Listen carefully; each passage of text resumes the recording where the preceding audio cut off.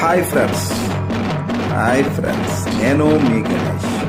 Last week Tirupati వెళ్ళడం వల్ల మా అమ్మవారు పోలమ్మ తల్లి జాతరకు వెళ్ళలేకపోయాము. ఈరోజు మారువారం సరదాగా నా పిల్లలతో వెళ్ళాను.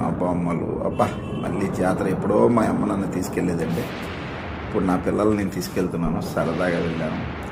పోలమ్మ తల్లికి అతి ఇష్టమైనది ఏంటంటే పిల్లలతో సరదాగా వచ్చి తల్లికి జీడిపళ్ళు ఇసరడం అంటే చాలా ఇష్టం.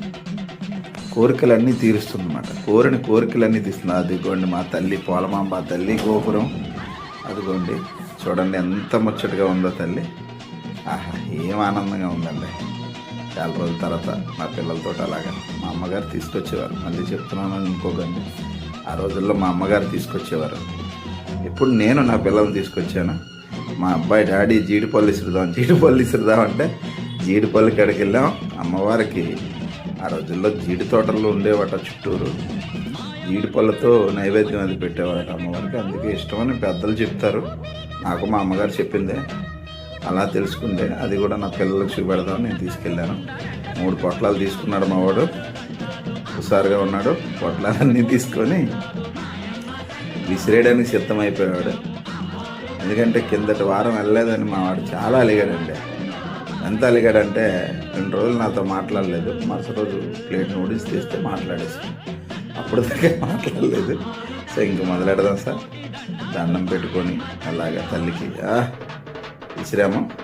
దండం పెట్టుకొని మావాడు వీడియో తీస్తున్నాడు. తల్లికి దండం పెట్టుకొని మొక్కుకొని చల్లగా ఉండాలి తల్లి, ప్రజలందరూ చల్లగా దీవించి తల్లిని చుట్టూ సరదాగా చాలా రోజులు తర్వాత సార్. మా అమ్మగారు ఇప్పుడు నల్లైపోతున్నారు. నిజంగా ఆవిడ వస్తే అడిగాను, వస్తావమ్మా చూద్దామంటే నల్లేంట్రా అన్నది. ఆవిడకి 67 సంవత్సరాలు.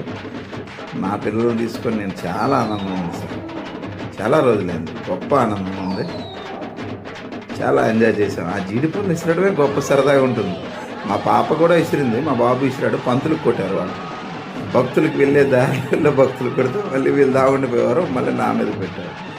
ఇంకా అలా జాతర అయిపోయాక అలాగా పుచ్చకాయలు చూడండి, పుచ్చకాయ ముక్కలు అలాగా మన స్వీట్ కార్న్ తినుకొని అలాగా పండుగ శుభం.